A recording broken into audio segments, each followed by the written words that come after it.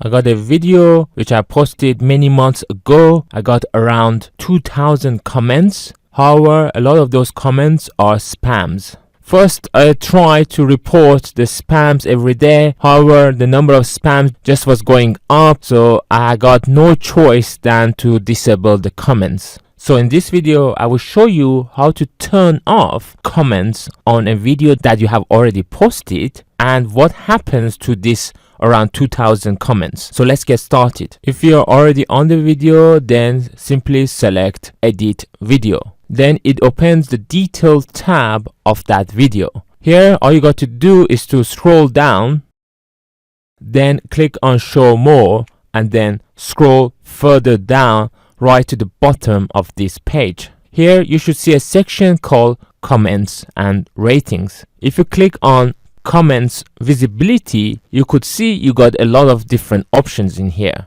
And for this example, I will simply select disable comments. Then click on save. In the same way, you could also disable comments before publishing a video. And now if you click here, you can open the same video again, and if you look at the comments now, all those comments have disappeared and nobody else could make any new comments. Even my own comment has disappeared. I hope this video was useful.